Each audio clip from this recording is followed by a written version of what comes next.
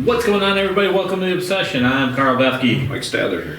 Mike, this is an interesting question because it's an opinion from John. He asked, what do you guys think most hunters' biggest mistake for the season is, and why do they do it? Huh? For the season? For the season, dude. Like, I'm talking the whole season. Wow. That one for me is pretty simple. I know what I think it is. Most hunters. Not all hunters, but most hunters. Here, I'll ask you this question. When we were younger... Yeah, I got an idea in my head. my answer is... I'm going to say pushing the limit. Yeah. Yeah. Going in where you shouldn't be going. Yeah. Yeah. I that's think the first thing. That one. And I think that's what you were going to say. Yeah. There's that one. The other one I think that's important is people hunt too much. Yeah. So if you're talking about, and this is the question, John, if you're talking about a private landowner who has 70 acres like me or 40 acres like Mike, or are you talking somebody who hunts public? Because if you hunt public, in my opinion, which this is a whole different podcast, you have a bigger advantage than hunting a smaller piece of private land. Yeah. Well, we talk all the time about staying out. Less is more. Less is more. And because we both had the same thing in our head, and you didn't even ask me the question until right there, so I didn't know what you were going to ask me. Staying out, monitoring, using our cameras, using our intel that we can, making, the best educated decisions we can as to when to go in. But we used to sit day one. Oh yeah. In, out, constantly in and out, which all you're doing is educating deer, leaving scent, pushing animals off the property or across the property. We educated so many whitetails when we were first doing it. We were the Albert Einstein of educating deer. Yes, we were. And they knew a lot. They did. Yeah. Now, whitetails in general, the less is more statement is the perfect statement. And you say it all the time. I do. It's a pretty big deal. The thing I say all the time is whitetail hunting is a game of percentages. And the less is more statement comes into play when you only go in when your percentages all line up. Wind direction, ability to get in, entrance, exit, temperature, barometric pressures.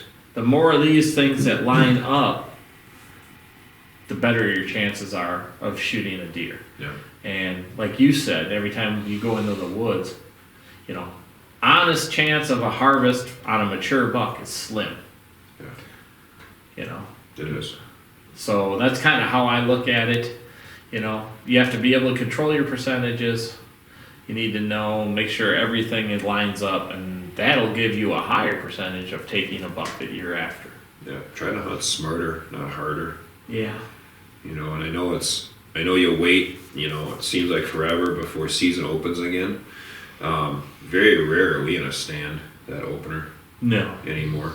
Unless we can get in somewhere we think we can dump a couple does. Yeah. Early, but we've both been holding off the last several years, and we've been good. Yeah, knock on wood. With that. Especially small properties, which is what we talk about, your chances of pushing animals around is high. Yep. So if you want to talk about percentages, you have a better chance to screw things up early. I believe. Yeah, I agree. There's a lot more variables because deer have a tendency to, we can set up bedding areas and say, oh, our deer are bedding here and here and here. Well, there's a lot of times that they're close to there, but not right in there, especially early because there is so much cover and foliage and everything on the ground or on the lower levels near our bedding areas. Yeah, they've been all over the place. Yeah, so that's where your educating of deer going in and out becomes an issue. Doe and fawn gets up and they run straight up a ridge. Well, now your buck's bedded up the ridge. And he sees these does and fawns coming, well, he ain't just going to lay there. Yeah. You get that cascading effect. Yeah, he's getting out of there. And he might not know what scared them, but he knows something scared him. Yeah, he don't care. No. No, he's by himself for a reason. He sees scared deer running, he's leaving too. Yeah. Trust me. So that's one of the bigger mistakes, I think. The other part is probably shooting. Yeah, I was gonna say your preparation, shot preparation, or bowl practice, not doing it. Correct. Not knowing your equipment. Yeah. The important part is you should be probably trying to practice year round. I mean, Mike and I shoot year round. I'll tell you that. And we shoot our hunting equipment year round. And the only time we shoot field points is when we're shooting indoor 3D like we are right now. Otherwise, we shoot broadheads. And that is it. Yep. And the reason for that is now we know our equipment. We know it's ready for the season. Everything's good. Strings are tuned. Everything's dialed into where it needs to be, stretched into position. If you've got a new set of strings, this year Mike and I both put new strings on our bows already. Well, they're already stretched and put in position. Everything's timed out. Final spins put into the cable systems. All that's done. It's important stuff to be ready for the season. Yep. If you are going to experiment with equipment, say you're going to want to change broadheads or you want to switch arrows or something like that, you need to test that stuff. And don't change just because so-and-so said that this arrow is better than that arrow. Change because you physically tested it and it is. Right. Because I'm going to tell you right now, I've known this man for 25 plus years and he shoots the same broadhead now as he shot then. I do. And he will not change. I won't. So, and I've tried to get him, Yeah. but in his defense, what I shoot it's a good broadhead. I like it. It's not any better than the broadhead that he shoots. And yes, they're both fixed blade broadheads. Yeah. So, there's a lot to that part of it. I think that's probably the biggest. Yeah. I mean, you think of anything else there? Educate yourself on your areas. Yeah. If you're going on an out-of-state hunt, you can only do so much by educating yourself. Look at aerial photos, whatever. If you get a chance to go and scout, over the summertime, if you can take that time off and do it, great. I mean, if you're doing an early season, do-it-yourself out of state or something like that, and obviously, your hunting methods are going to be different than if you're talking about whitetail. Here, obviously, if you're spotting stalking, you're going after animals at the allotted time you have. Yeah. So that's different. Yeah, there's a lot of DIY stuff we can get into, I think. We'll probably make that a separate podcast. Yeah, whitetail stuff, pick and choose, be smart. Yep. We've learned it.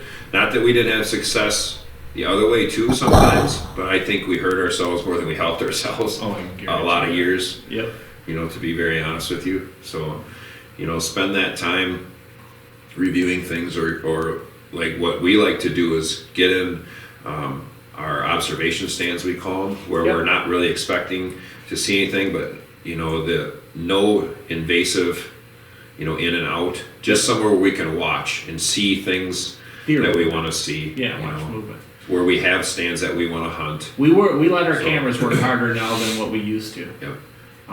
We used to be those guys that would get in early season, go out, you got to get that velvet footage for the show, or you got to do this. How many days can we put in? Yeah. Oh, I remember we were putting in 100 plus. Yeah, it'd be almost every day. I got to hunt. Yeah, it didn't matter. I was in a tree. Yeah. That was the wrong way about going. If you thought about it, we shot more deer during the rut then than we do now, because we were educating deer not to be around us during the rut. We were good at it. We were good at it. But, I think that's about covers the question. We appreciate the question. If you guys get a chance, remember to subscribe right down here in the right-hand corner. Hit the Reaper. Podcast-wise, if you want to listen to us, you can listen to us on Apple Podcasts, Google Podcasts, iHeart Podcasts, Spotify Podcasts. Also, our main feed at rss.com.